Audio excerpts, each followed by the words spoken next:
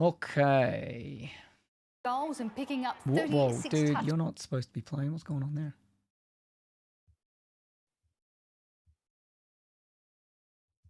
Is it going? Looks like it's going. All right. So the debate happened on. Wait, did we have two debates on before? Did we have two debates? God damn. No, there was the first debate. Well, sorry, no, the third debate happened this week. Yeah, but And like didn't that was two for debates happen? Channel 7, I believe. Yeah. Okay. All right. Okay. So the debate. There's not really much I wanted to cover with this, except that. So at the start, it was kind of neat because Anthony Albanese had like a coin that he showed. People working in the care sector. Defining issue of the final days of this campaign. Mr. So he came prepared. It was good. You'd absolutely support a 5.1% pay rise to match inflation, a pay rise that is to the minimum wage. Yeah. Today, that's not so clear though. God damn it. What is your promise? It is very clear. Here we go. The Fair Work Commission set wages, right. but the idea that $1. Yeah, look at him go. Look, he's got a prop. Spoke about what a legend! Like that, he came prepared. It's got Morrison. It's got nothing. Okay. The idea that but those heroes of the at around here, I had had this all lined up, but then it all got kind of squiffy. So it's like around here, where I thought was something was Mr. Albanese, the most quite dangerous Labor leader since Goff Whitlam, and that might be unkind to Goff Whitlam. Can you justify that, please? Well, we saw it yesterday, and we saw it again today. This is a Labor leader who comes from the far left of the party and has been far very left.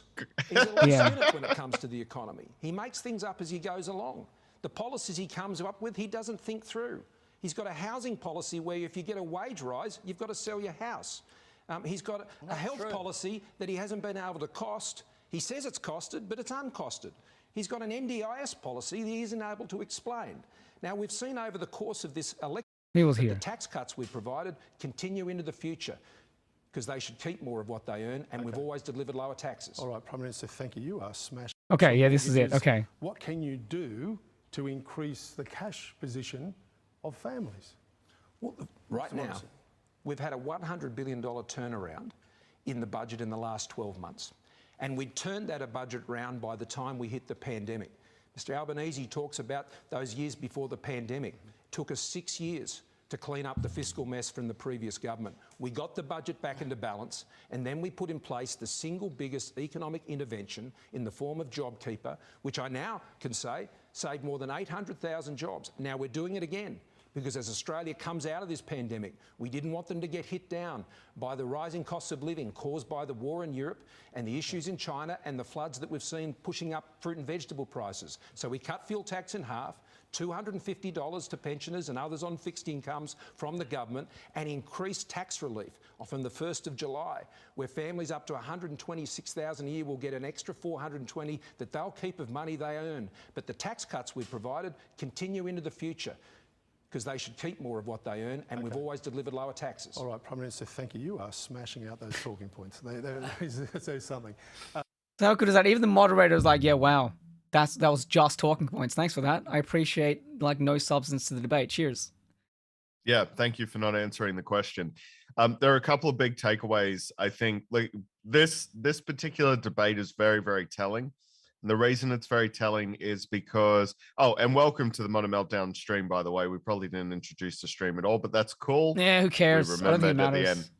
No, because no one actually joins us. It doesn't, because no one actually joins us for the start. Branding, Tommy. That's the important thing, because people may watch the video after the fact. It's on the channel. Branding, like, I don't know. Yeah, whatever. Right.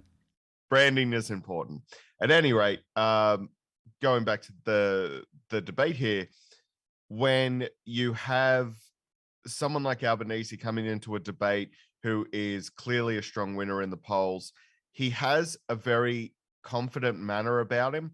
And when they kept crossing back to him as Morrison was going through his talking points, to me, he has this expression on his face of, "Oh, I'm really sorry for this child that you have to listen to. I really apologize that this kindergarten student is sitting here wasting everyone's time." And he has every right to be in that position because he's been kicking us in the polls. And it's quite evident that Scott Morrison is very bad debater when compared to Albanese. Yeah, I mean, he doesn't have Some of any the different. talk- He doesn't. Yeah, he doesn't have any different modes. Look, I want to see what this We is. need to clean up politics, and we need a national anti-corruption okay. commission and one with teeth. So that was basically just someone was like, "This is where Morrison lost the debate." And it's just talking about ICAC. But for me, what was a very revealing moment happens later, where they're like asked to say something nice about one another. Yes, this is a hell of a moment, actually. When I think that was before they had the break. Mr. Morrison? Well, I find it amazing. In my case, there was a press conference held by Ms. Miller. I didn't wait for anybody to write to me or do anything like that. We moved and established an independent inquiry. That is not a good way to uphold integrity. I think it only undermines the process. All right, Mark, Mr. Albanese, I'll get you a chance. We to do need debate. to clean up politics, and we need a national I do love anti-corruption that commission and one with just teeth. there, Tommy, where Under he the model says, put forward, "Oh, look, it's by Mr. having an Morrison. integrity commission is not a good way to maintain integrity." How do you even say that with a straight face? Like, I was very, very impressed that Morrison was able to stumble through that sort of response, where he's like, "Look, we don't need to set up a federal integrity commission and a federal corruption body because that will just that'll muddy up the process." It's like, no, I think that would actually create an accountable process, Mr. Morrison. Yeah, look, it's gonna take me a bit to find it. I've got it here. I can sort of sum it up, Tommy, if you want. Yeah, sure. So basically they were asked to, say something nice about your rival, and Mr. Morrison said, "Oh, well, I like that he rose up from a very low economic status, basically." Oh, wait, no, here it is. Okay, wait, no, I found it, Matt. Oh, you found it? I found the Great. thing. Okay. So it's somewhere, I think he's talking there. Well, the thing about Anthony that I've always here. admired is that he's never forgot where he's come from. And he grew up in Housing Commission, and I have no doubt that the other day on Mother's Day is always probably the toughest day of each year that is for him. And he's shown the ability to rise to be the leader of one of the oldest parties in this country. And he should be commended for that. He's shown a great deal of determination over that period of time to rise from very humble beginnings. And I admire that in Australians, and I admire that in Anthony. And that's great. But, to do this job... Here comes the boot. You need to know your stuff. You need to be across the detail. He can't stop You himself. need to not make things up on the And way. I mean, he's And like, you- "Yo, and you here we can't be go." loose on the economy, because too many Australians' livelihoods depend it. And as much as I respect what he's been able to achieve, I just don't believe that he's been able to demonstrate that he's able to get across the detail to do this job. Yeah, that's what we call a compliment sandwich. He was Soft at the trying- top, soft he at the was bottom. trying there. He gave it a bit of a crack, I'd say. But now you. He was trying there. Yep. Well, the job of Prime Minister is one that is obviously a difficult one to do. Scott's absolutely committed to his nation, and I admire that. He always says that. I don't believe it. Issues, to name one, mental health. In terms of young people, we've seen increased funding for mental health, but in particular, increased funding for Headspace and for those issues. Mental health is something that, when we were all a bit younger, just wasn't spoken about.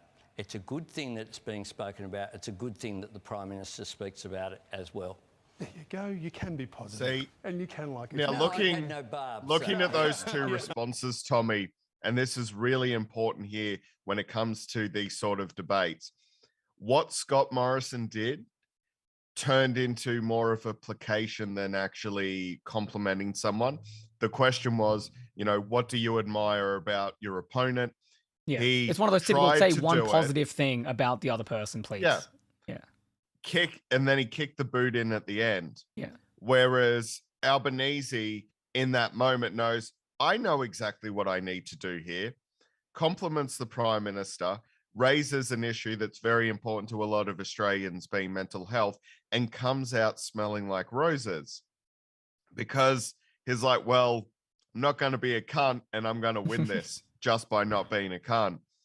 Yeah, like as soon as very, Morrison very, started like smart. attacking him, Albanese was like, "Yeah, no, you fucked up." You can tell with the smile that broke across his face. But I think it's Yep. me. The reason why I wanted to highlight this is because this is emblematic of who this person is. So Scott Morrison is Yes. someone who is basically just a political machine. There are no other, like, as we will cover, gears that he has. It's just him being a politician. And his mode of operation thus far for the last 3 years has been do a thing and then attack Labour as soon as you can. Yep. And he can't do that. Like, it's similar to how he goes and he just speaks. Or we covered it last time, where he's on the campaign trail and he's addressing the press pack, and he's saying Mr. Speaker at the end of each sentence because he's addressing. He's still in the mode that he is addressing Parliament, right? That's just the political mode that he's in, and this is similar to that. Whereas, like, he had this very simple ask, and he failed because he just can't not attack the opposition. So, yeah. I also, like, Yeah, I go think ahead. it would be fair to say, Tommy, that the Liberal Party for the last 9 years of government have always remained the opposition, even though they have been in power, except for that very brief stint with Malcolm Turnbull actually trying to accomplish things. I think the Liberal Party doesn't know how to do anything other than be opposition. I don't think they've been able to shrug that off. And so whenever he's asked any sort of question, it's always, well, Labor's done this, Labor's done that. Even like, I follow both leaders' social media campaigns through Facebook. Mm-hmm. And Morrison is always like, look, the economy is fucked because of the Labor Party. And it's like, well, you've been in power for 9 years. Yeah. You've been in power for nearly a decade. How is it still the Labor Party's fault? And the problem is that talking point is not reaching who they want it to reach. Like, I don't think the Australian public is buying it because, again, they're like, well, you're the guys who have been in charge for the last 9 years. Yeah. You should have fixed things by now, right?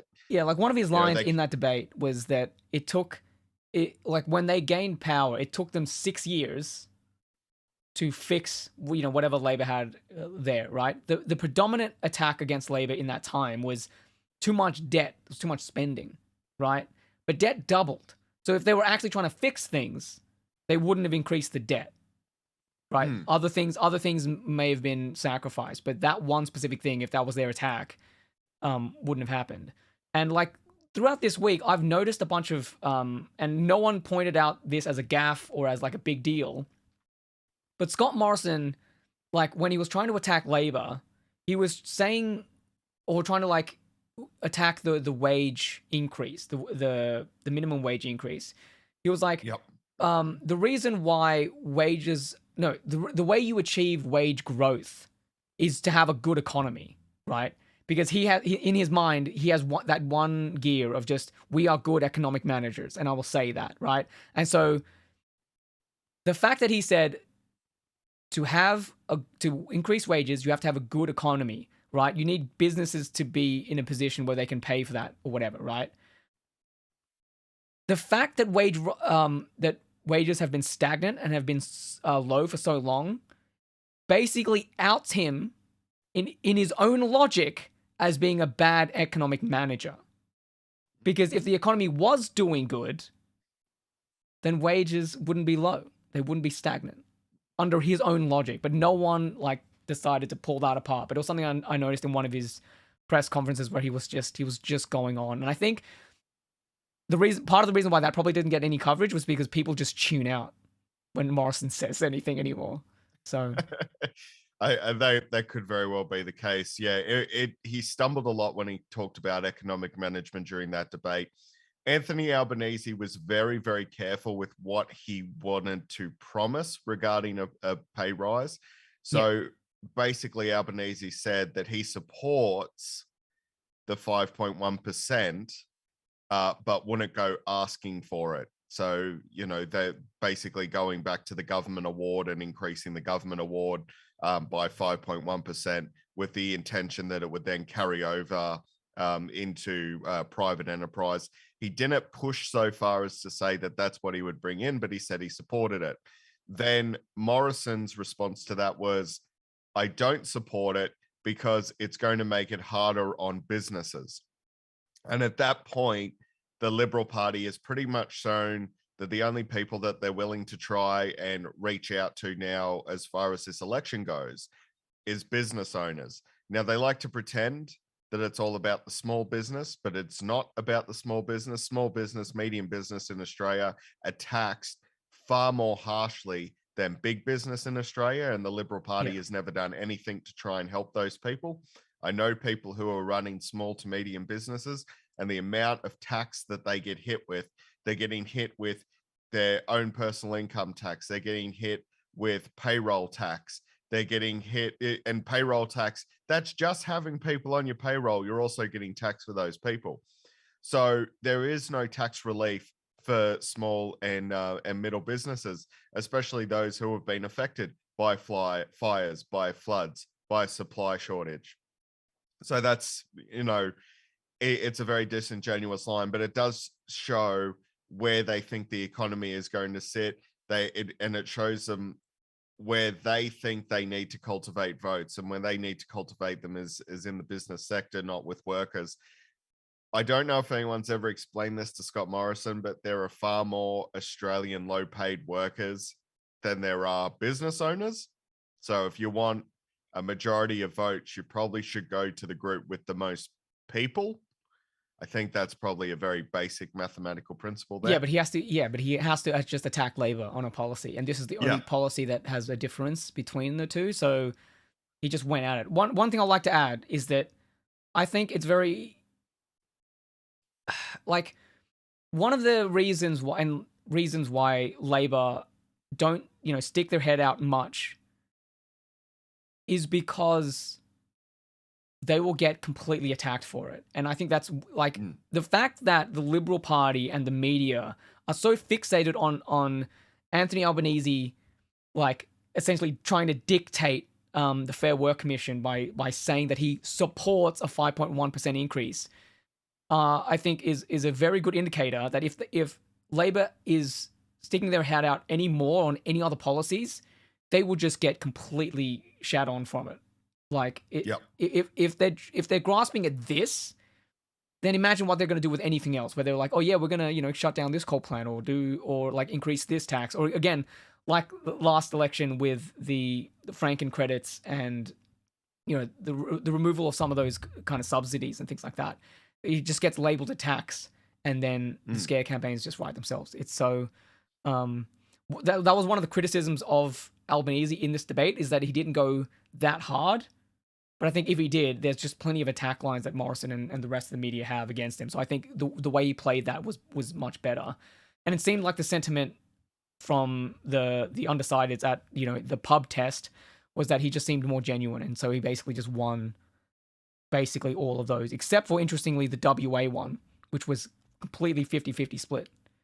So that's very interesting. But I mean, for the most part, through all these debates, Albanese has either narrowly won or he's completely won, which is a great sign for him. I think you're 100% right. The Labor Party has had to be extraordinarily careful with how they have managed their campaign, because like you said, Tommy, any type of slip up, any type of overreach will be jumped on, and they know that the media is just not on their side. So they've had to be extraordinarily careful. And honestly, I think that's paid off, because I don't think Australians want to hear insane rhetoric from either side of the political spectrum. I think people want to feel safe, secure. They want to see stability. And honestly, a middle of the road sort of campaign is probably exactly what Australians need to hear right now. And then it looks so, compared to like Morrison, it looks so like nice and comfortable and stable. So, it's probably worked out in the long run.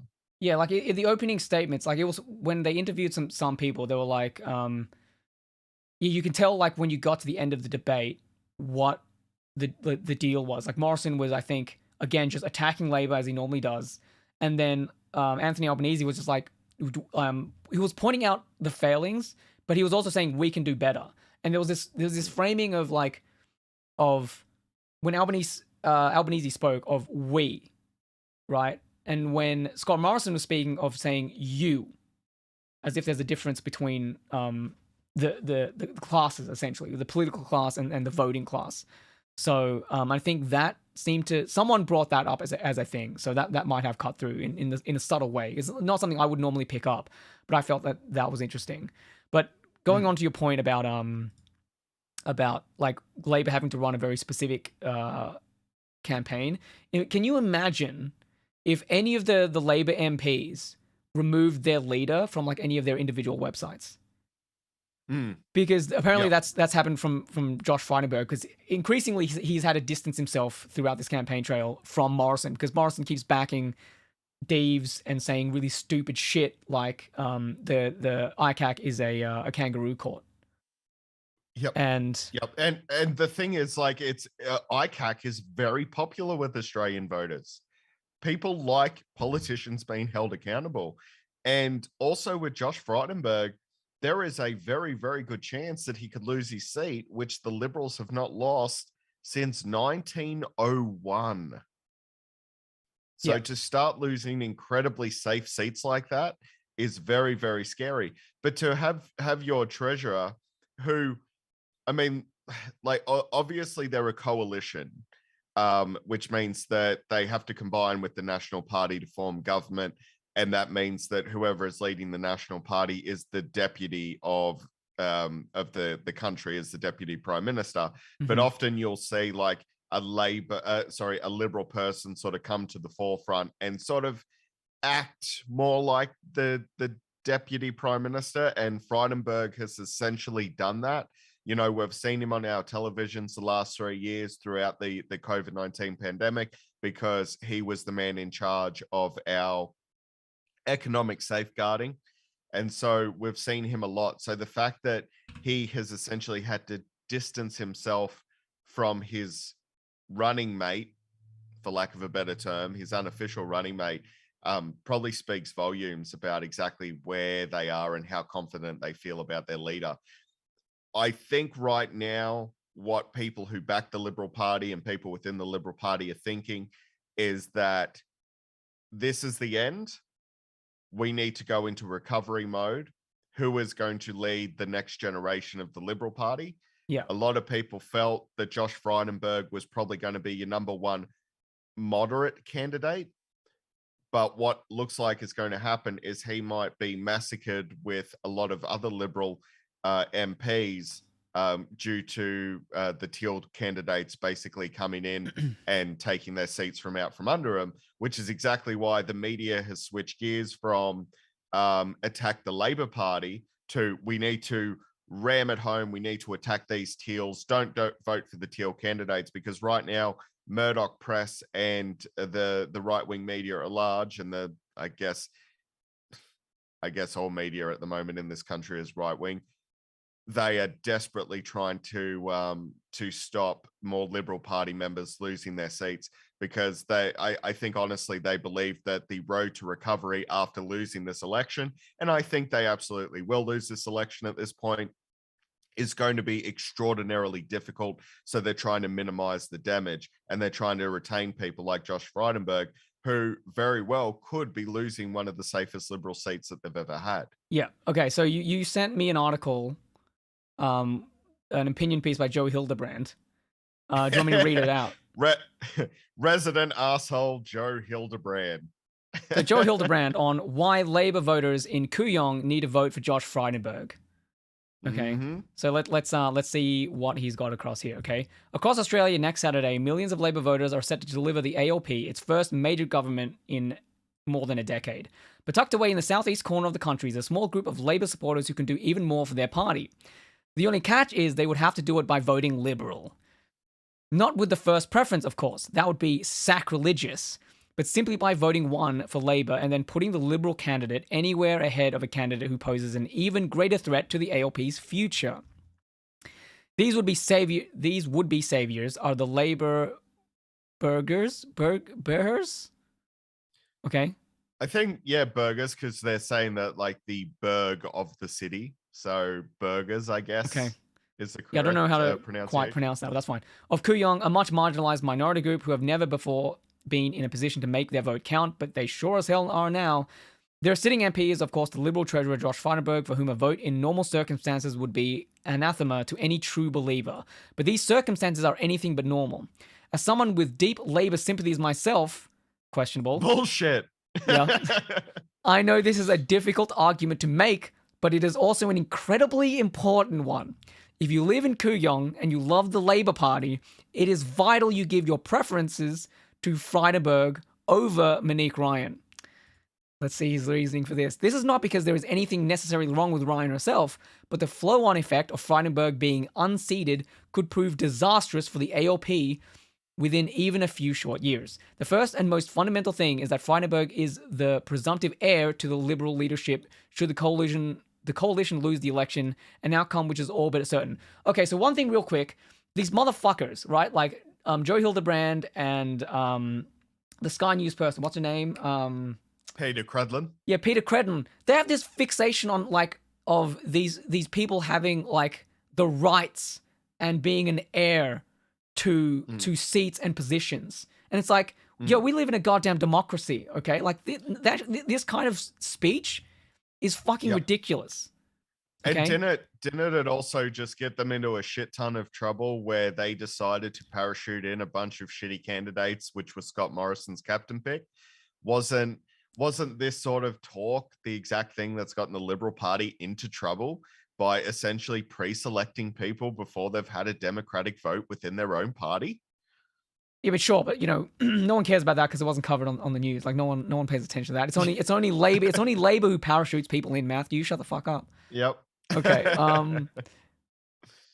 Right, presumptive heir. If Frydenberg is gone, then the Liberal leadership will almost certainly go for Peter Dutton, a man whom I have no problem with. Okay, what? Why? What? How can you be a Labour sympathiser if you have no problems with Peter Dutton? Come on, dude. Yep. He is personally very nice. Sure. Personally very nice. Sure, fine. Sure, fine. I don't care about that. But whom I suspect few Labour supporters want to see as the alternative Prime Minister. Okay. Even were Dutton to lose his own seat of Dixon, which is often predicted but never happens, then the next most likely candidate would be the Energy and Emissions Reduction Minister Angus Taylor, also on the Liberals' hard right. Again, this is an outcome I suspect few on the supposedly pro-climate side of politics would celebrate. But they're in opposition, it doesn't... Anyway, all right. Still, some thinking 2 steps in advance might see this as a good thing. I have heard it said this would make the Liberals unelectable, but think just 1 or 2 more steps in advance and the outcome is very different. I don't know why he said this and then this. How many steps in advance are we now? 6? Based on this guy's a journalist and he can't, this paragraph is just completely redundant. But okay, should either man become leader, the party will obviously lurch to the right, whereas under Frydenberg, who actually put together Malcolm Turnbull's own climate and energy policy, it would move backwards. It would move back towards the center. This, one would think, would be positive for anyone genuinely concerned about climate change. But they're in opposition, it doesn't matter. But let us assume that the high rollers think it's worth the risk of wiping out the Libs. Wrong. In fact, there is every chance it would make them even more electable and a far greater threat to Labour. Without moderate leadership and without having to worry about any moderate urban seats that the Teals have taken over, the coalition would be free to pursue the sort of populist momentum that has been seized by One Nation and the United Australian Party. How many seats have they won with all of the money that these guys have spent? Are you kidding? One Nation at the moment is currently under investigation for seeding a bunch of what's called ghost candidates, whereas they're saying that there are candidates in their electorates, but there aren't. So One Nation may not even be able to retain their status as a party. And the UAP has been dumping millions. For the amount of money they spent last election, they won 0 seats. Dollars. It's insane. Yeah. But okay, all right. Voters attracted to these and other maverick parties would flock back to the LNP with their first or second preferences in the critical outer suburban and regional seats where elections are won and lost. I don't see that happening. The UAP and One Nation are very anti-liberal, just on principle. They're more anti-Labor, but still.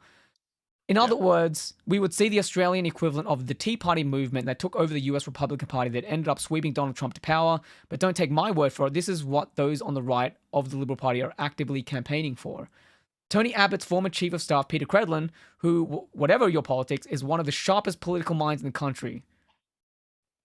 Sure, okay. Openly stated this in the Australian just this week. The biggest risk of the government is not losing one or two wealthy seats to the Green left, but losing quiet Australians to conservative splinter parties with their ill-disciplined preference flows that don't try to sit on both sides of the political fence. I'm pretty sure their preference flows aren't all that ill-disciplined.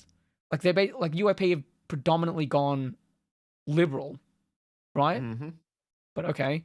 The real battle, Credlin wrote, was in the marginal outer metropolitan and regional seats that largely determine who forms government. And with economic indicators heading the way they are, the incoming government will have very restless and disaffected voters in those electorates to deal with. Whoever is opposition leader could be prime minister a lot sooner than people think. It is also a little known fact that between 30 and 40% of One Nation and UAP preferences typically flow Labour in such seats. Yeah, in seats that don't fucking matter. If a more muscular and working class oriented coalition takes those votes, it could change future election outcomes forever. Labour elder statesman Joel Fitzgibbon warned of this when he witnessed blue-collar votes turning to One Nation in his seat of Hunter and declared the ALP was in structural decline. To the party's great credit, it has heeded this warning and shifted back to mainstream middle and working class values. This is why Labour will win next Saturday, but is only one Trump away from another existential crisis. And the only people who have the power to stop this are the Labour voters of Kooyong, who can push the coalition back to the centre and keep the contest for government there as well. All they have to do is vote one for the ALP and give Frydenberg their sloppy seconds. It's smart, it's strategic, and it's a small price to pay, and it will save the party they love. Okay. I just before you go on a very long rant, Tommy, and a justified one, I just want to point out that anyone who loves the Labour Party, and they will save the party they love, how will they be saving the party that they love by making sure that Frydenberg stays in because he could be the best contender for the Liberal Party in the next election? I'm not sure how works. The logic of this opinion piece is basically that Frydenberg would be the leader of the coalition and therefore not a right-wing populist. So if Peter Dutton, so if you oust Frydenberg, that means that someone like Dutton or someone further from the right would be the leader of the coalition. And in that scenario, they would drag, apparently, all of these UAP and all these other right-wingers to vote Liberal. And so in the next election, they would vote Liberal this time because of their right-wing leader. And that would be the fall of the Labour Party. And I don't think that would play out because he's forgetting one really big thing, and a right-wing populist did win in America, being Trump, but America doesn't have a little thing that we have, which is compulsory voting. Yeah, compulsory and preferential voting. And also, like, I honestly don't believe that he's going to be able to take all of One Nation and UAP's votes. No. With that move. So you would just probably get Nationals people to vote for the Liberal Party or whatever. Like, it seems to me like the whole reason why Labour is able to, by his own analysis here, to win is because they've moved to the centre.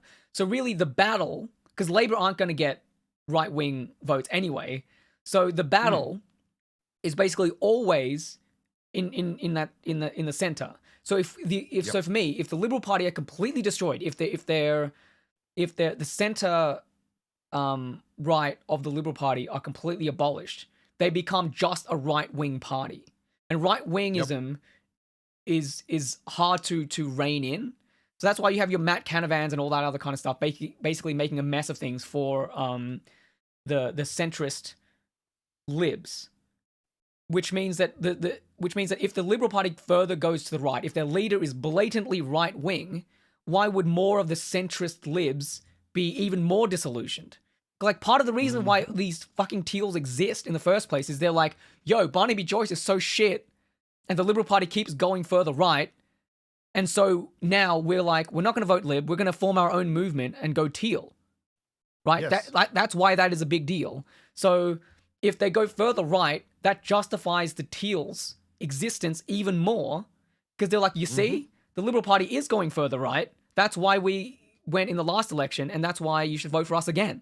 And so the independent movement would just continue to siphon votes off of the Liberal Party in those scenarios. So, like, this analysis, I think, is really fucking stupid. Like, there's a grain of truth there in that, yeah, you have a more right-wing, therefore populist leader, so you're more likely to get the populist vote.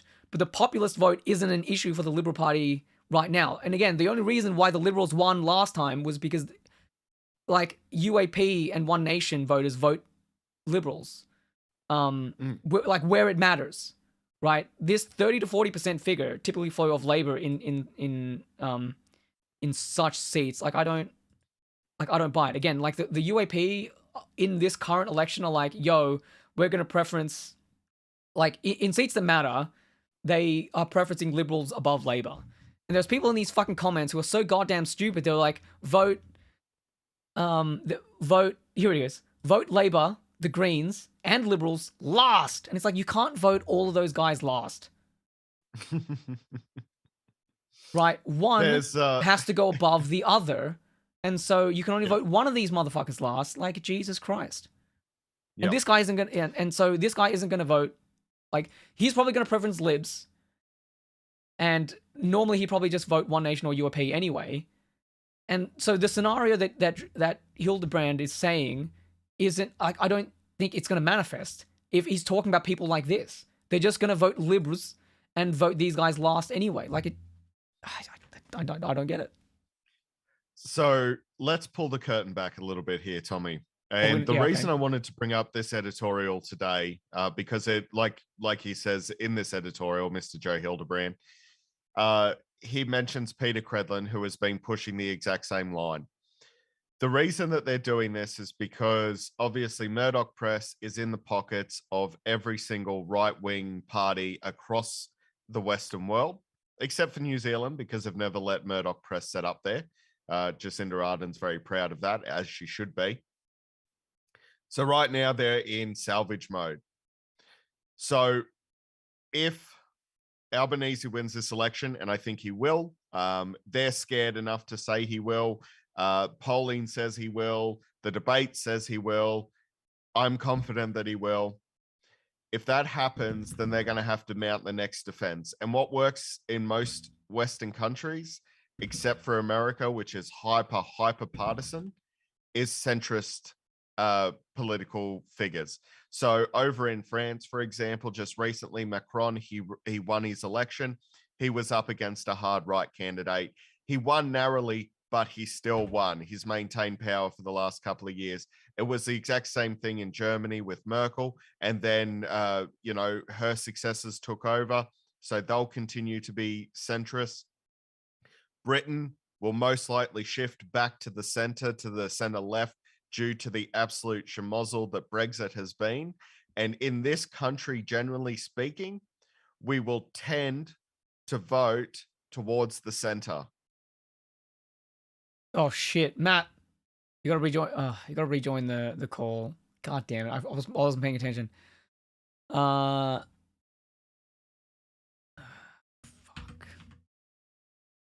This is not great. All right.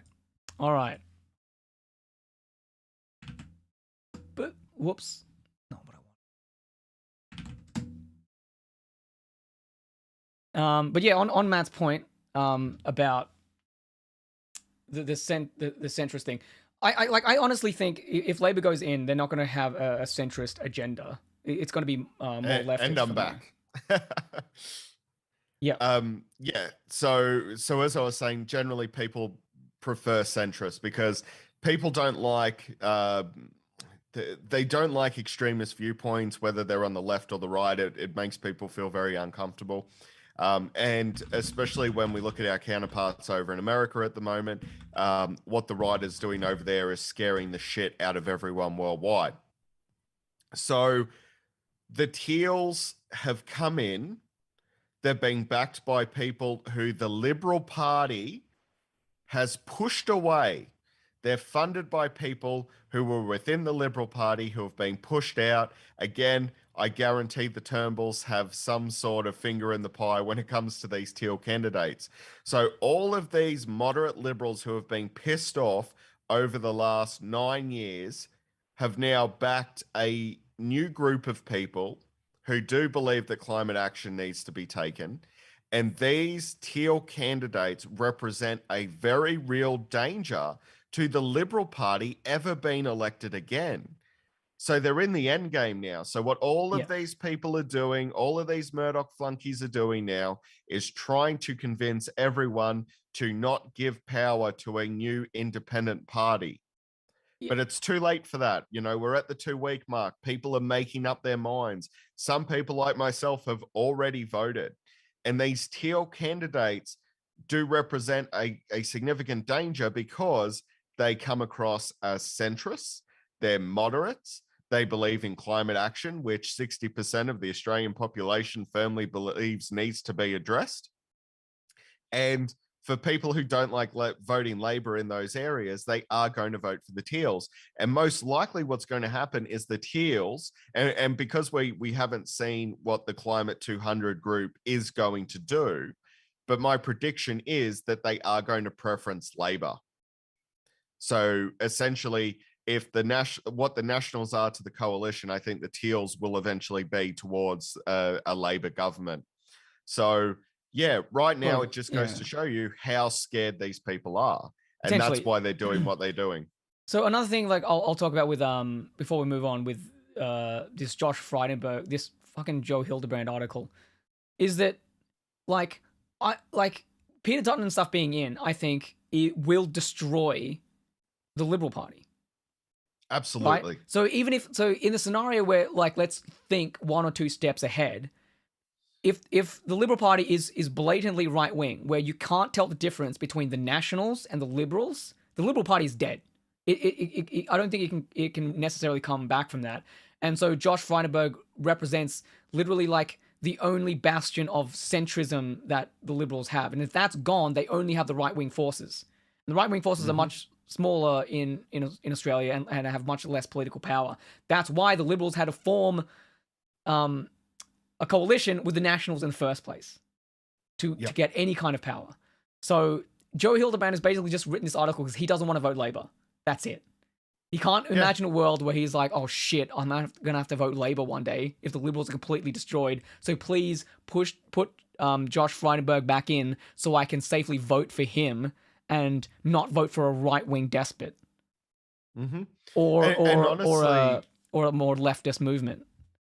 Yeah. That's all that is. And I mean, the future, and I say this with certainty, the future of the Liberal Party absolutely depends on Josh Frydenberg being the next leader. And without him, they're probably going to sit in opposition for the next, 9, maybe even 12 years. I mean, Peter Dutton is not going to win an election. And, I know, like, that's a lot of the like, look, first person who's going to be put forward. What's interesting, like, because when I watched like the Friendly Geordies podcast and stuff like that, they talk about how Peter Dutton will be actually very good.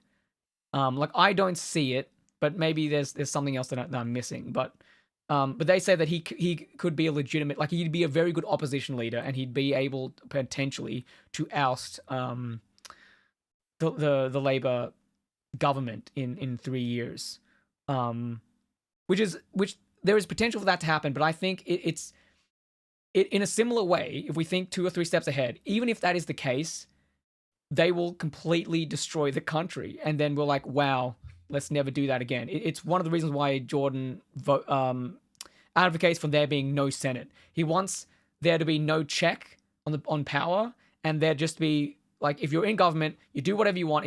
And what'll happen is, like when the Liberals are in power, they'll screw things up to such a degree that we're forced to vote in the next, like, Labor more often, I guess, potentially, because there's less Yeah.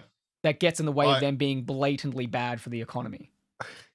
I don't like that argument. Yeah. And the reason that I don't is because we have seen how much damage can be wrought overseas.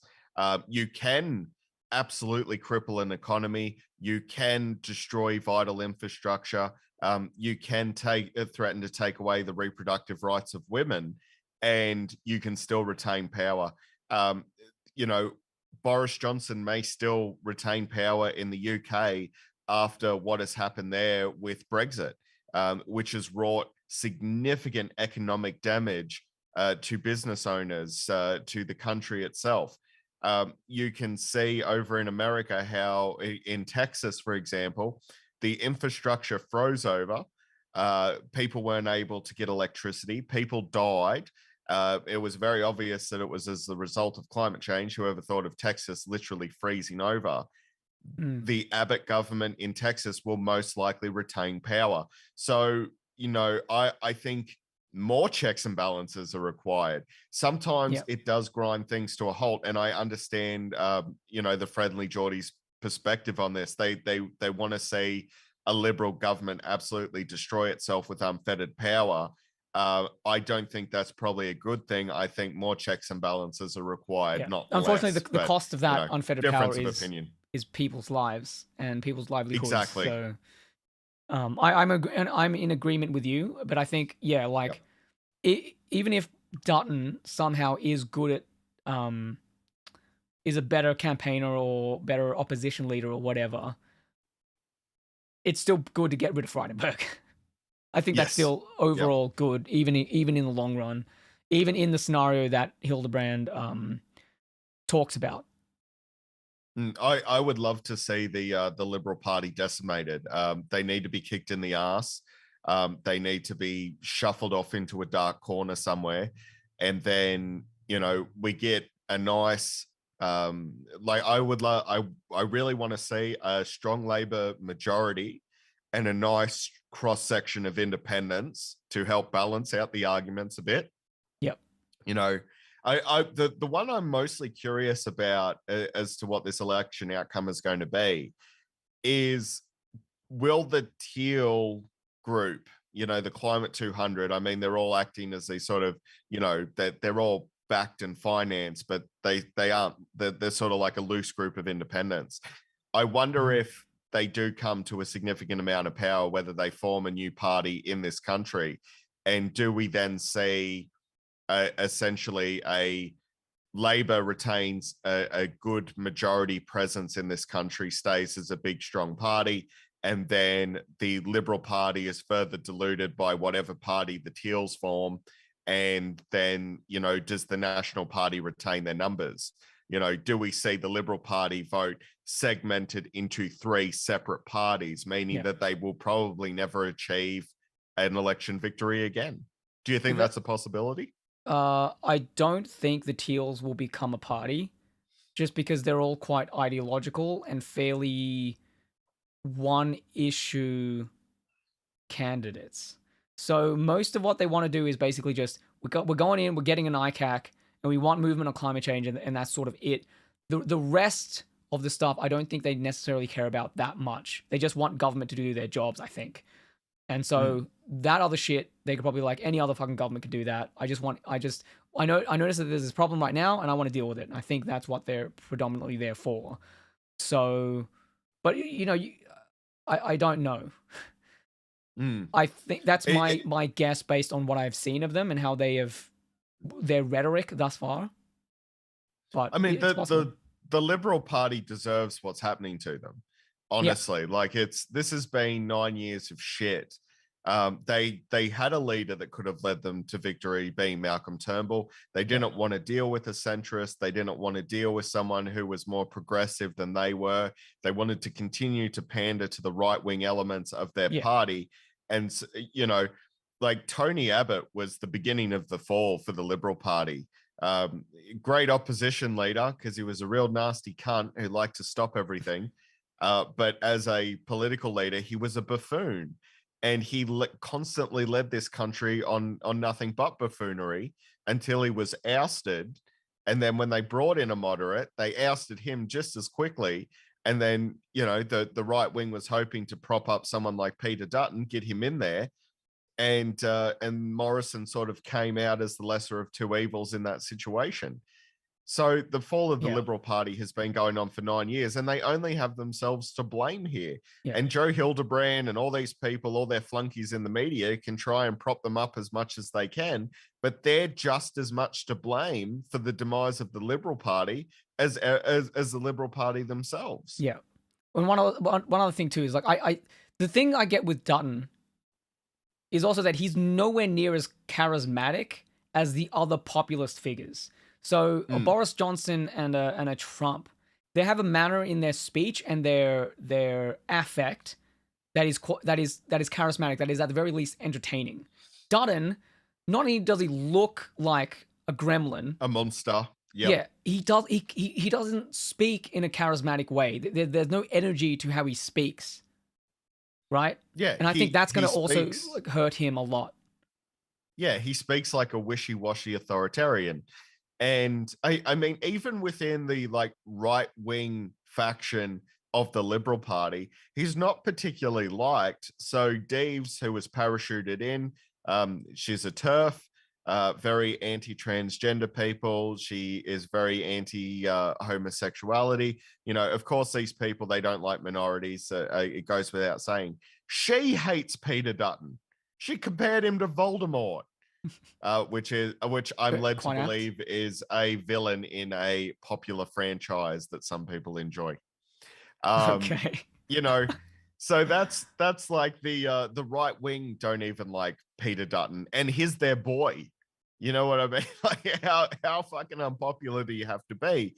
And every time they do an opinion poll on, you know, who would be a preferential prime minister, Peter Dutton always polls in the low 30%. He's never going to win.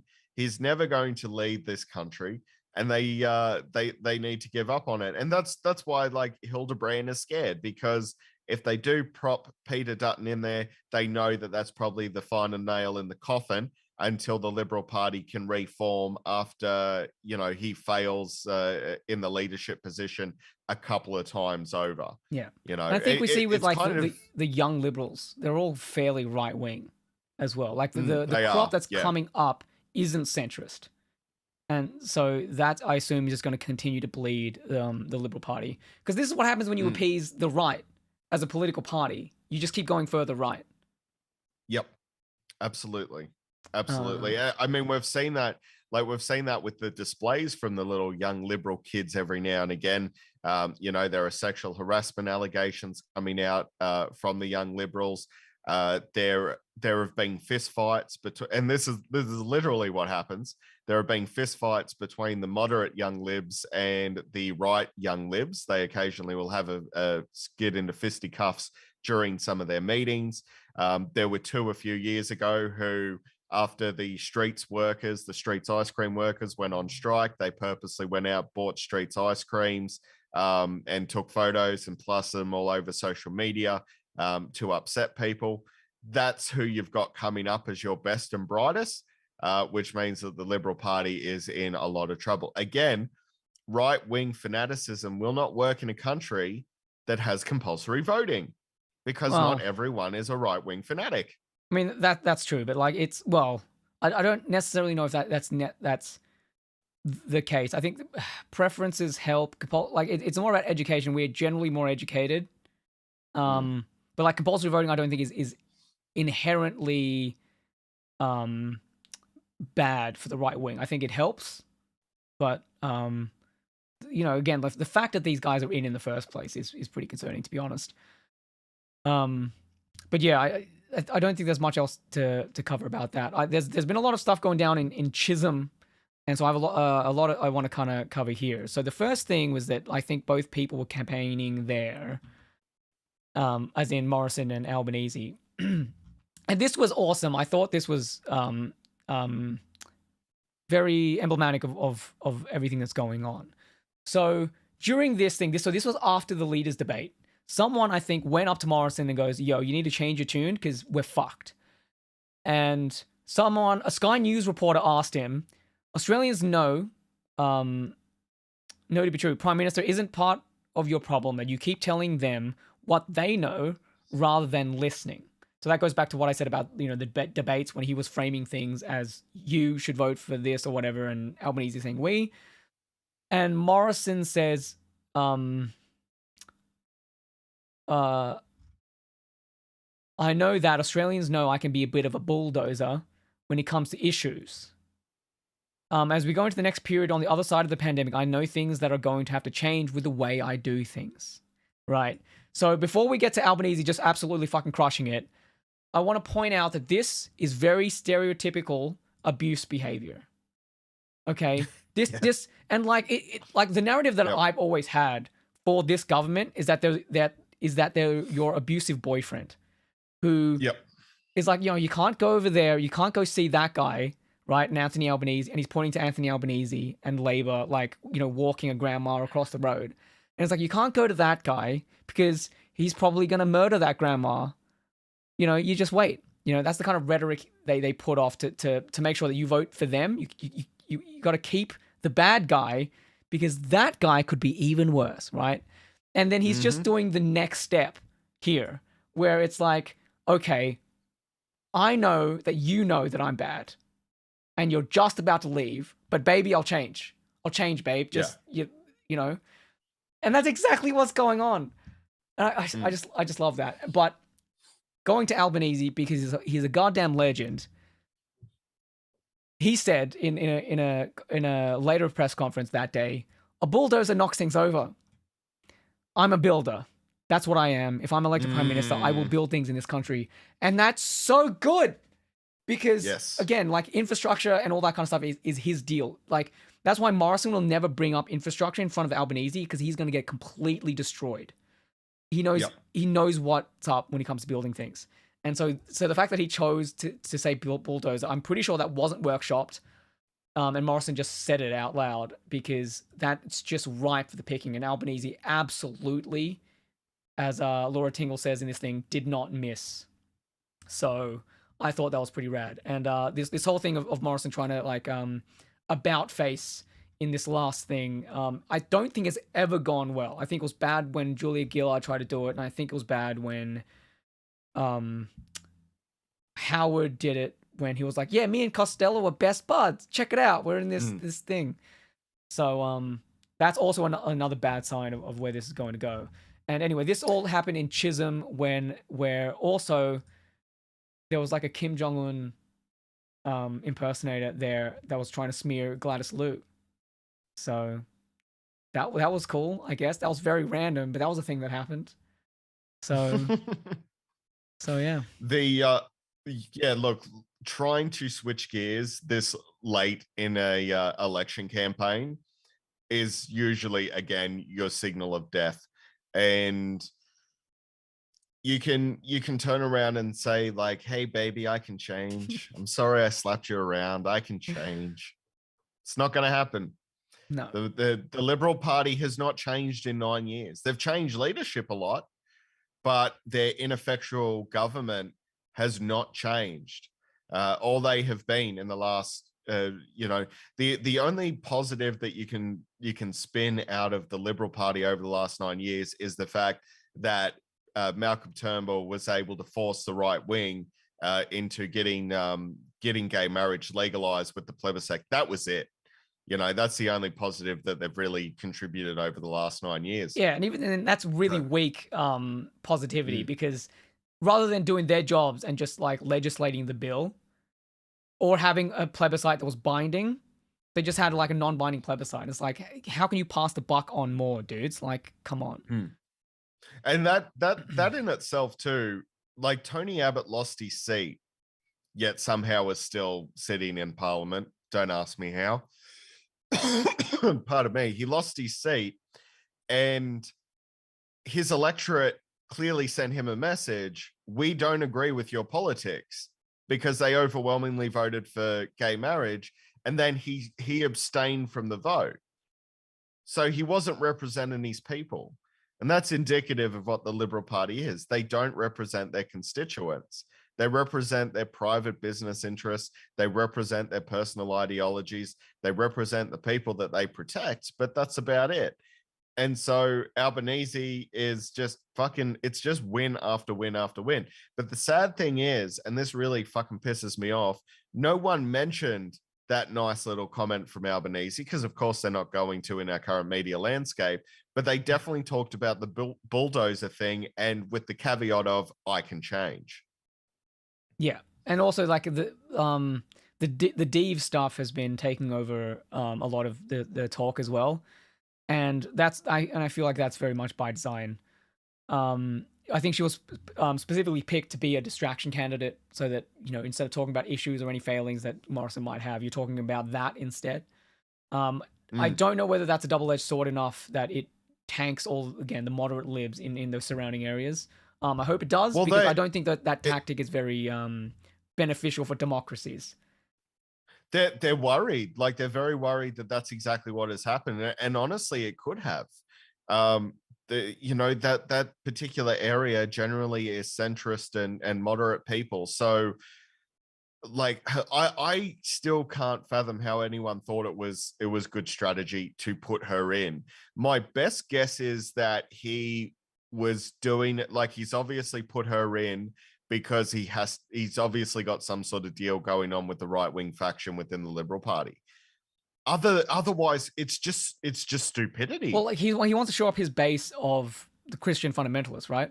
Because he was talking, I think this week, about reintroduce, like that he would, like if he's elected, he will definitely reintroduce the anti-religious discrimination bill again, which is basically just a cover for them to be, for the religious people to discriminate against trans people, right? They're not a good voting bloc, though. They're not a good voting bloc. I don't understand why they still keep going back to that well. Christianity in Australia is broad, it's complex, and generally it's not something that we vote on.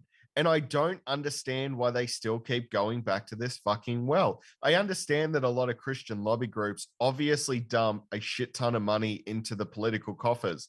But as you have already pointed out, Tommy, money does not guarantee you an election victory in Australia. And they're not getting it. I don't understand how they could be so stupid.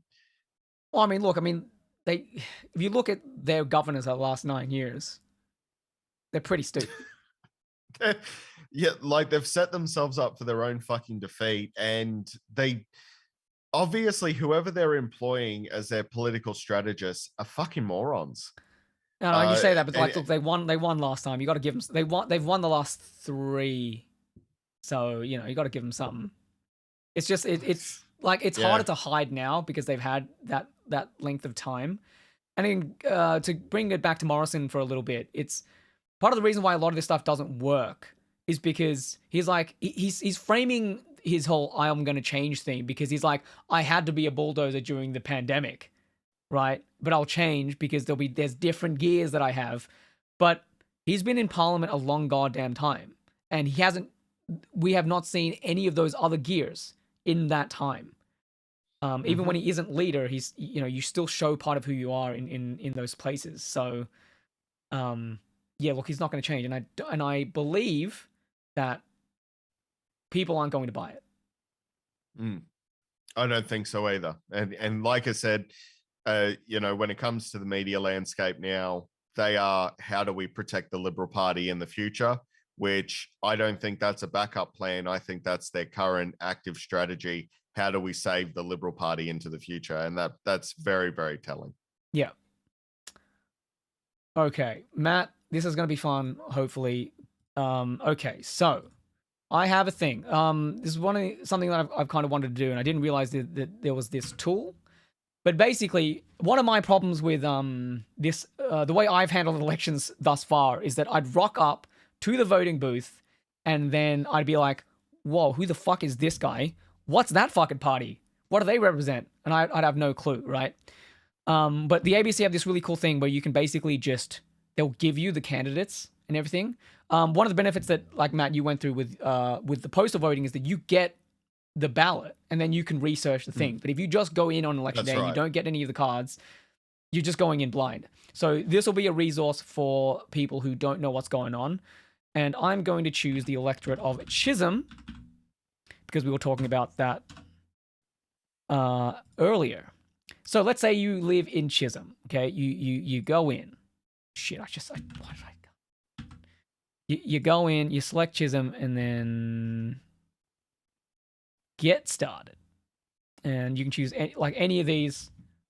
I don't think it really matters as long as you're in that electorate. But I think you can choose outside just in case. Now they have a fair few number of candidates, but maybe you're like, okay, who are these guys? You can look it up. But one important thing is if there's someone who is an MP, and unfortunately it doesn't show you who the current MP is in this thing, but you can look that up in other places. But Gladys Liu is their MP.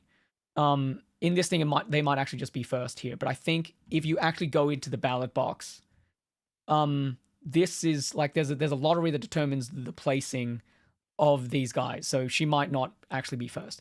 But say you're like, who the fuck is Gladys Liu? What does she stand for? Well, good thing is she's an MP. So we know what she votes for. There is a place called theyvoteforyou.org.au. And if you look people up, MPs, you can see what they vote for. So we can see that Gladys Liu has voted consistently for a combined federal circuit and family court of Australia, decreasing availability of welfare programs, drug testing welfare recipients, and putting welfare payments onto cashless debit cards, which I think goes against human rights and stuff like that.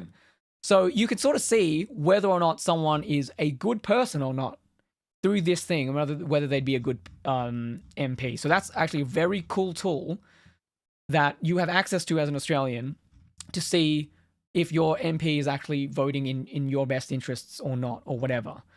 So then going back to here, you just number the people. Like, obviously, I'm not going to vote for her, but like, let's just randomly do the things because whatever. But anyway, yeah. So like, if you have people, you can look them up. I'm not going to look up everyone. There's a lot of MPs on this list. And then you just kind of go on, and then you go to see the Senate ballot box. This doesn't show you, Jesus Christ, there are so many parties. This doesn't show you like the entirety of the senators, because like some of these guys, like Labour will have like one or two maybe. And if you go to this thing, you'll see more of the breakdown if you want that. But say like, you have these parties and you're like, who the hell who are the Australian progressives? Right? I don't know who they are. I don't know what they stand for. And then you just look them up on their website or on Wikipedia and see what they've been doing and what they stand for. So that is a very nice, easy way to be informed. Tommy, just go back one page. I just want to point something out as well when it comes to voting, just to help people. If you go back to that page where you had that like just schmozzle of different parties there. This one? One thing you have to be very careful of, if you just go to, so you have parties in there like the Animal Justice Party, the Legalized Cannabis Australia Party, the Socialist Alliance. You can't, one of the habits that people get into sometimes is voting for parties based on names. So Tommy is right in pointing out, hey, you got to be careful and you got to actually know who you're voting for. It used to be a common joke in Australia. I'm voting for the sex party, right? I'm voting for the sex party without actually knowing what it meant. It was just a funny thing to vote for. Yeah. So just because they're called the Legalized Cannabis Australia Party, and I'm all for that, you've got to actually dive a little bit deeper than just voting for a funny sounding name. Yeah. So for instance, people have to be very careful of that. So for instance, the Sustainable Australia Party sounds like a decent party, right? But if you look them up, I'm almost certain that they're not very good for left-wing values. Like, I think they don't like immigration. Like, the whole thing is stopping the boats and shit like that. So this is their own website. Sustainable Australia is an independent community movement from the political center, apparently. Everyone's from the political center until you check their website out. Importantly, Sustainable Australia is the only political party to challenge the folly of unlimited growth in both resource consumption and population, the twin drivers of Australia's growing environmental problems, according to our major scientific reports. Sustainable Australia prioritizes growth in health and well-being, including growth of health. Current aggregate GDP growth agenda is driven by greed and blah, blah.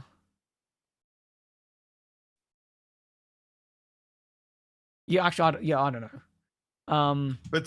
But see, that's exactly what you But should be doing. So what Tommy's doing there, he didn't know about a party. He's looking up the website so that he could start to actually get a feel for these people.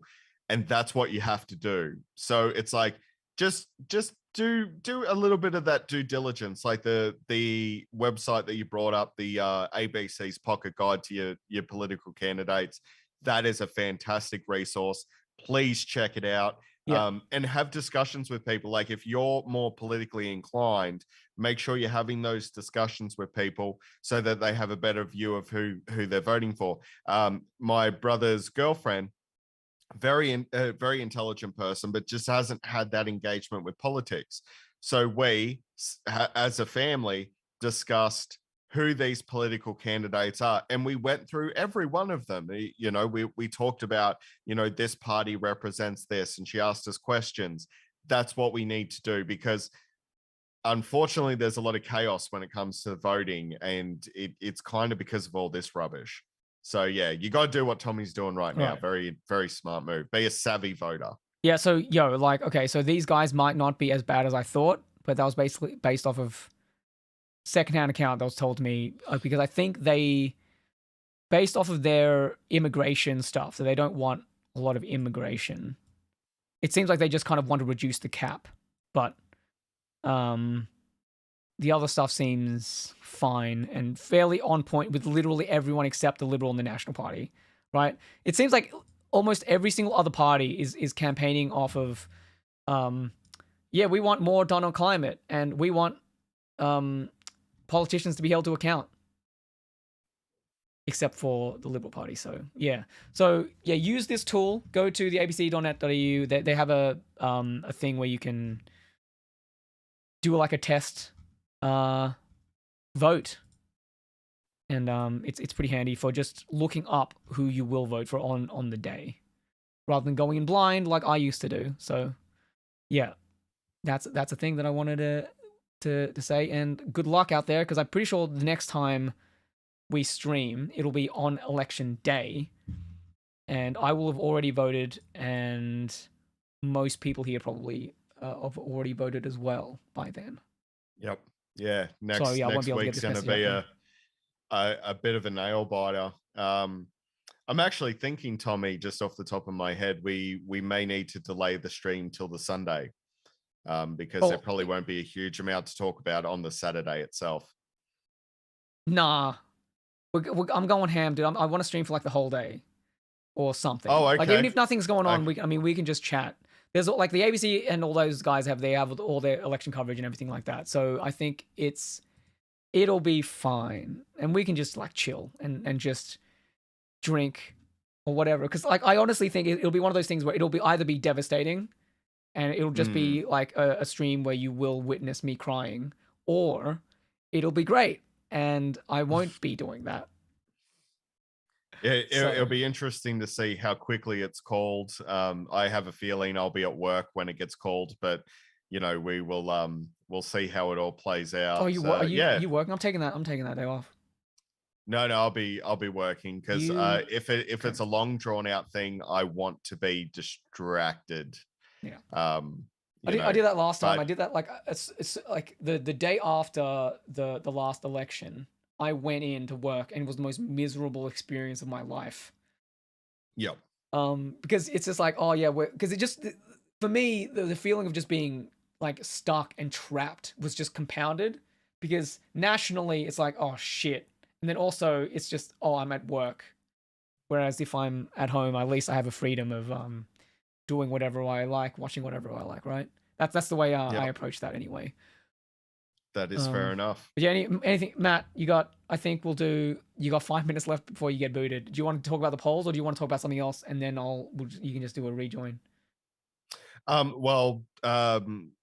mean, there's not really much else to talk about. There was this little this little faux pas that happened this week, where a Liberal candidate Oh, that's new. confused up two Asian Australian candidates. Yeah, okay. And then doubled down on that. So I think if you want to bring that up, that's a quick 5-minute story we can talk about. Okay. So just real quick before you get started, Fiona Martin, like the first example that I had on this stream of like comparing the Labour candidate to the Liberal candidate and why the Liberal candidate was shit was these two. Because the Liberal candidate was just spouting talking points, and the Labour candidate was like, when she was asked questions, you could tell like she'd pause, think about the question, and then answer it. Even like you might get talking points, but you can tell that she was considered. So I kind of knew that Fiona Martin was shit, and like this basically just confirms it for me. But anyway, Matt, if you want to go ahead. So yeah, Fiona Martin is pretty terrible as a candidate. Friendly Geordies did a video on her a few weeks ago. She was parachuted in to her electorate. She doesn't even live in her electorate, and they continue to say that she does, but she doesn't really. And Tommy's using that wonderful little tool there. We can talk about her policies and I mean, how she's liberal, so she's going to vote liberal along the liberal line, so she's going to be just as bad as everything else. But like, you know, they vote against religious. Funding universities. They do a lot of voting. I don't know. Well, certainly this. Okay, so for Gladys Liu, there's a thing where you can vote to like not have a discussion and just like we're going to speed along the legislation or something. And Gladys Liu voted for that a lot. I don't know whether Fiona does, but anyway, yeah, you can look at her thing here. We've got 3 minutes before Matt's booted, so let's do this little thing.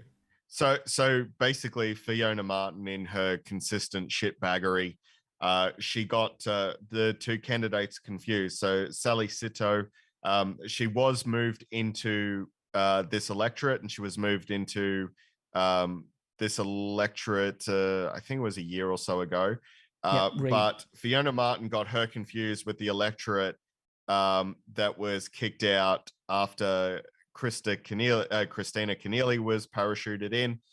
And a lot of people have said, did you get them confused because they're both Asian women? So, two thoughts on this. One, Fiona Martin is racist and can't tell the difference between Asian people. That's the worst case scenario. Best case scenario is that Fiona Martin does not understand who her opponent is. And if you don't know the name of your opponent and who they are as you're going into an election, that is very, very telling of the kind of candidates that the Liberal Party are fielding out there. Right, so we just said that's the best one of case either scenario. ways. Sorry, say that again, Tommy. So are you saying that the second one was the best case scenario? Is that she's just incompetent? Yeah. So the best case scenario here is that she's incompetent as shit. The worst case scenario is that she's a fucking racist. So it's one or the other. Both are bad. One is really bad. One is bad. You know, so it's not great for her regardless. Okay, so this is a quote. I won't be distracted by desperate political games played by the Labour Party and its seat shopping candidates. She was a seat-shopped candidate. Well, also she's playing the game, like by making that comparison and doing that. That's political gaming. That's what you're doing right now. Yes, but that Fiona Martin was. Does she not realize what seat? That's what I can't understand. It's like she was shop seated. She was seat shopped herself. She doesn't live in her electorate. Oh God, liberals, dude. It's liberals. Absolutely unreal. Absolutely unreal. But yeah, look, it's a pretty big gaffe this close to an election. That's for damn sure. Yeah, it's fine. Look, I would like Fiona Martin gone. I think that'd be okay. But like I don't know much else about her, so other than that she's a lib. There was a thing with Peter Dutton. And Matt's gone, so he'll have to rejoin the call. So there was a thing with Peter Dutton, that I found to be rather interesting, where all of a sudden we had some boats mysterious. Well, I mean, it wasn't that mysterious. They actually appeared, but boats appeared. Oh, God damn it. Boats appeared on the borders, I guess, of Australia in international waters. And Peter Dutton came out and was like, "Yo, check it out. There's Chinese ships all up in here."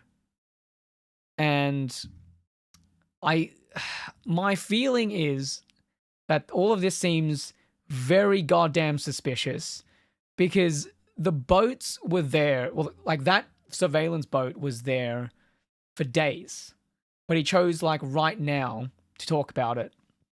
So, Matt, are you ahead of that story? Do you know about the Chinese surveillance boat that Peter Dutton is only now talking about? Yeah. So it's been off the shore doing its general surveillance. It's a nothing burger story. The reason it's being brought up right now is because the liberal tactic in some areas has been, the Red Scare. We've talked about it previously a few streams back. Be careful of the red under the bed. So that's why it's been brought up. Australia has surveillance vehicles all over our side of the Pacific. It's the game of spying is done by every single person in the world. Every single country has spy boats out there and spy planes and spy drones. We make up part of the Five Eyes spy network, which includes Canada, the UK, New Zealand, and Australia. Pine Gap is one of the biggest surveillance outposts this side of the Pacific, which is right in China's backyard. So he can talk about it being an aggressive act all he wants, but we do the same thing. It's just to try and score a few political points. What's really annoying for me is that Anthony Albanese is lambasted by the media for saying that he will support a 5.1% increase to the minimum wage to keep it in line with inflation, right? And they say that you can't just say shit like that because things will magically happen, and that's bad. You will, by just supporting it, make a wage price spiral happen out of nowhere for nothing. And then this guy is allowed to just say an aggressive act has happened here for like China just surveilling things as you normally would. Like, this kind of rhetoric, language is like precursors to wars getting declared and shit. Like, this is like, I consider this to be fucking reckless. Underneath in the sub headline there, international law experts say this is not an act of aggression, as in fact fairly standard activity for navies, which it absolutely is. Australia does it, America does it, China does it, Japan does it, New Zealand does it. Everybody does this. We all have our own little spy networks that are all spying on each other all the time. This is not a big deal. This is Dutton trying to drum up, he's trying to make sure he gets a secure seat by being like, we're going to be tough on the Chinese. We're going to be tough on the Reds. You can't say that you're going to be tough on China while also like making sure that we take their money constantly for all of our like raw materials that we dig out of the ground. We give them the raw materials that they need to build their fucking ships that they're spying on us with, right? Like, if you didn't want that to happen, you wouldn't be sending them our fucking iron ore. But anyway, that's a bit. And look, I'm not a fan of China. I'm not a fan of draconian dictatorships where the leader is the leader for life. It's a dictatorship. It has been now for the last couple of years officially. And, we've seen what they keep doing with their zero COVID status. They lock people in their houses and some of them starve to death. So, they're a horrible fascist regime. But right now, they are less of a threat than they ever have been, especially because they watched what happened with Russia very, very closely, because they wanted to see how an invasion of Taiwan would play out, and it scared the shit out of them. And that's why they've gone very, very quiet. Like, they're not even talking. Like, normally when Peter Dutton would put out a rebuke like this, there was usually some flack that he would cop from the CCP, but nothing has really been said. because they are actually very scared of the international community after they've seen what happened with Russia. And again, as I've said, surveillance equipment in everyone's waters is common practice. It's so common, in fact, that at the Pine Gap, and again, this is part of, like, I've written on Pine Gap before. I've included it both in a fictional sense in my Killaroo book and in a non-fiction sense in Weird Crap in Australia Volume 1. Half of Pine Gap is restricted to Australian personnel and can only be accessed by American personnel. We essentially have half of our spy base being controlled by a foreign intelligence that we're not allowed to see what goes on in our own country. So I'm not particularly worried about a spy boat, and neither should anyone. Yeah, I thought that broke pretty late. It was funny because I was there when that happened. I was watching afternoon briefing, and Scott Morrison came on. Like, Scott Morrison came out on a press conference because he wants to bask in the glory of the Red Scare once again. And it was a tiny press conference. He was like, "Yeah, there's a boat," and then some people asked him questions, and then he was like, "That's it, I'm leaving." And then you can hear the reporter saying, "But that boat's been there for like days." What? But he just walked off. Yeah, so just walked away. It's indicative of why this is happening at the time that it's happening. Like, they seized upon this politically, as they do. And like the beginning of the campaign sort of kicked that off as well, with the whole immigration thing with New Zealand as well. Yeah. They were like, they delayed it all the way until just before the election so they could drum it up for their narrative. So, and I feel like they're doing that again here. Yeah, absolutely. But it's too late. Like, they abandoned the Reds Under the Bed scare campaign like pretty quickly into the campaign. They forgot about it. So, like, trying to bring it up with we've literally got 1 week left of campaigning to do. Bringing it up now, it's too late, even if that was going to be the play. And it hasn't really played well for Australians anyway. The polling data hasn't changed. Yeah. Actually, speaking of, did you want to take a look at the polling data, unless you got another story you want to talk about? No, I think I got everything I wanted to. Yeah, all right. Well, so I also found another tool. I don't know why I didn't get onto this before, but we'll go through what we normally do and go, okay, so the Roy Morgan poll is basically the same. I think last week it went down. They changed their polling their method or something. There's something that changed, so it wasn't comparable to the ones from 2 weeks ago, but it's basically 40 the first party preferred is essentially the same. Like, there hasn't been much movement as of the 10th. So that would have been before the debate, I think. Yes. So the debate might change this. But anyway, it's stagnant, which is kind of what you want. We just don't want things to close. But even at this point in time, I think the margin last year at this point was like 3%. It was much closer then. It was very close. It was fluctuating between 3 and 5%. So we're still sitting at the Labor Party is still sitting at a very, very happy little margin there. It has remained consistent for week 5, and having consistency for this long in a poll generally means that we're probably going to see these results. It's pretty good. It's pretty good. Yeah, and the Australian has done a projection, and I think this is generally not that accurate, because generally speaking, swings in seats will be larger on a small scale. But I think the way these work is that they apply the current swing or whatever into the certain seats, into just broadly across all of the seats. So on that projection, Labor has 80, has a nice safe majority of 80, and this is actually quite cool, the breakdown that the Australian has for this. You can see the first preference votes and how they think that it'll go down, which is quite cool. So based off of that, we're looking pretty good. But additionally, there's this thing, and the graphics aren't nearly as good because I think this is like an independent person that does this. But basically, they take an aggregate of all of the polls and average them out. So generally speaking, the more data points that you have and you average them, the more accurate your thing will be. And so all the individual little, I'll zoom in to make it easier to see.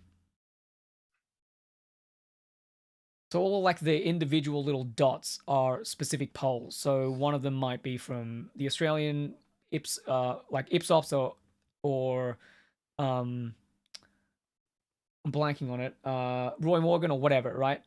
And you just get them plotted, and then that's what we get. So it's tightening, I guess, ever so slightly based on the averages, but the margin is still quite large. And this is sitting at 54.3, which is pretty similar to the Roy Morgan one.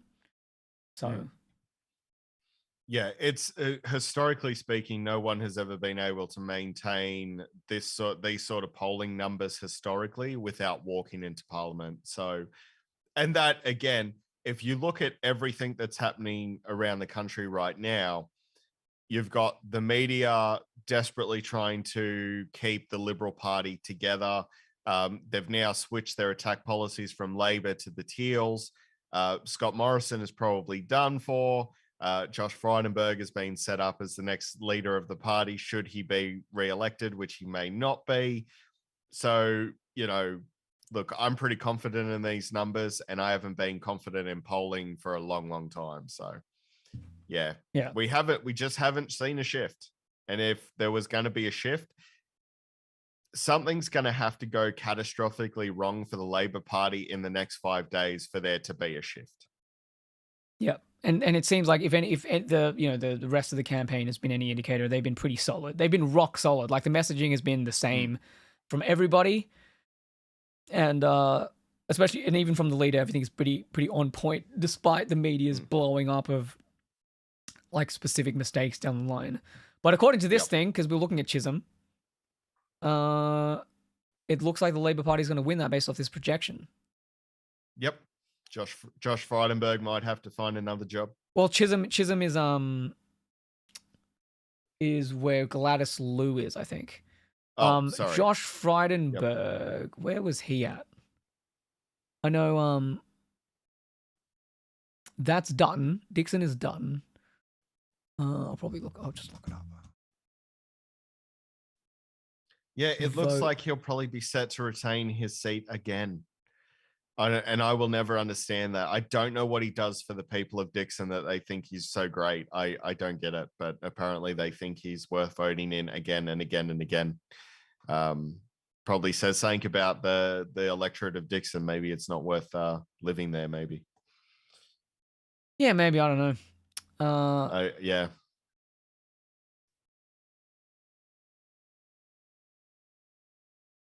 Indexed candidates. Right, we want to look for Joshy Frydenberg.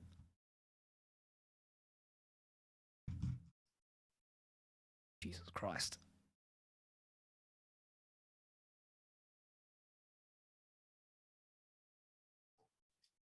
Kooyong. Okay, that's where he is. What's the projection from here? Kooyong, where are you? There. Oh shit! Yeah, they have. They have it on them. They have it. They have him losing that. Yeah. So yeah. So it looks like they're worried.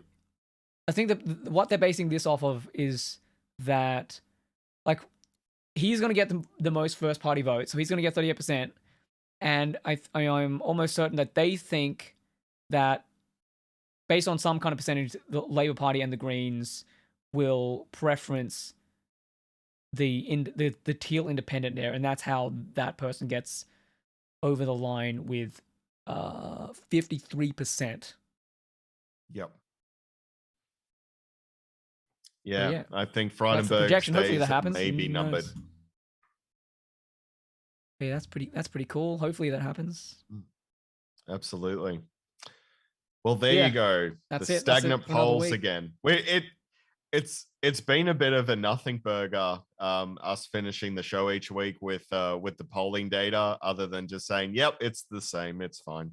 Well, don't I worry think it about has extended out a little bit in other polls. I think News Poll has given Labour a little bit more of a lead. It's just that if you look at if you look at like the averages of all the polls and certain ones, they won't be as optimistic. Hmm. That's all. Yeah, But yeah, and like that's this is a why pretty cool I site like, as well. Like yeah, just real quick, Matt. Sorry. yeah, sorry, If you go to pollbludger.net, they the person does a breakdown of the information and various other things as well. So it's a pretty good resource out there for you if you're interested in it. But yeah, Matt. Yep. The thing I was going to say is, just basically like what I like to use Roy Morgan just because they've been in the game for such a long time, and for the most part, like they're a commercial pollster, so they work for clients as opposed to some of the other polls which come from media organizations, which they're only polling the people that visit their organization. So if you're a right-leaning media organization, you're probably going to get right-leaning people participating in your polls. Whereas Roy Morgan seems a little bit more across the board because they've been professional pollsters for a long time. Yeah, sure. But I do like as a data nerd, I do like the averages system, because it kind of balances out for the polls that are partisan. But yeah, anyway, like the more data you have, the better, the more accurate the result you'll get. So, but yeah, Roy Morgan is fine. Like yeah, there is something to be said about them being commercial and you having to pay for them. If their polls are wrong, they are less likely to get clients. So they need to be on their shit. Yeah. And when I worked for Fairfax Media, we used Roy Morgan polling data to help us with advertising sales. So I've had practical experience with them, and for the most part, they're pretty accurate. So that's why I like to use them. Yeah, nice. And yeah, that's it. 1 week left, Tommy. We're nearly through. Yeah, thank God. We're nearly through the looking glass. But yeah, so what are you feeling confident enough to say Labor's getting in, or are you still very hesitant?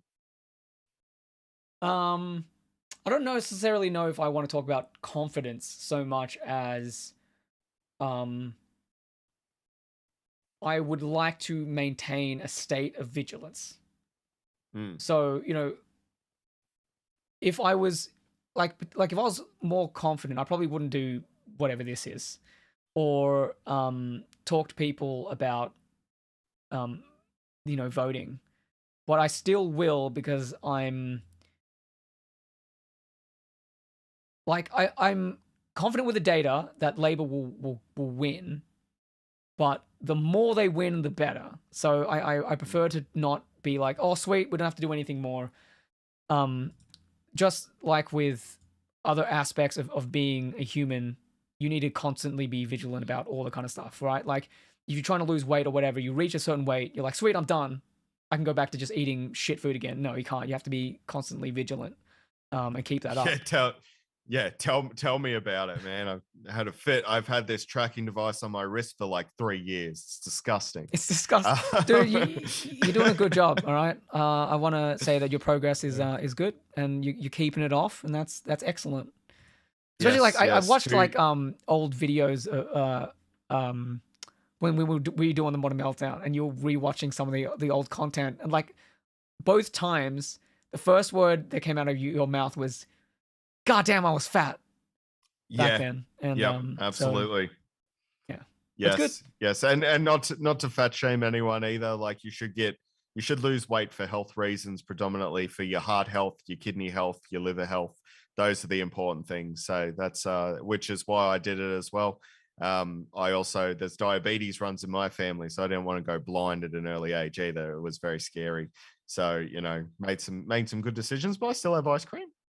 It's an ice cream when I went to the cinema on Tuesday, so you can still do that. Yeah, nice. Well, that would probably be it then for this stream. So I got a little bit of pluggage to do if I can. So if you want to check out some of my other work, predominantly that sits in the Weird Crap in Australia file there. We do a podcast, myself and my lovely wife, Holly Soul, the researcher extraordinaire. We do a podcast every week called the Weird Crap in Australia podcast, where we go through a lot of different aspects of Australian social history. Some fun stuff, serial killers, aliens, ghosts, hauntings, those sort of bits and pieces. But we also cover some politically minded things as well. The disappearance of Harold Holt, Australia's Prime Minister, that actually disappeared during his prime ministership, and that caused some interesting things to happen. We also talk about the constitutional crisis where the Goff Whitlam government was essentially disbanded by the Attorney General, which he uttered the famous lines, God save the Queen because no one will save the Governor General. We've covered that as well. Nice. We even go back to things like the Eureka Stockade, which has been taken over by the right wing, but we actually tell you the real story behind the Eureka Stockade. So lots of stuff there. The Weird Crap in Australia podcast. You can find us on Facebook and Instagram under that name, and on Twitter. The handle is at Weird Crap in Oz, AUS.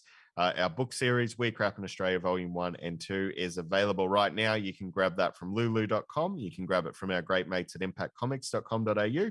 And you can grab it digitally from the Kindle shop. Weird Crap in Australia, Volume 3 is coming out in September, which is very exciting. That'll be our third book.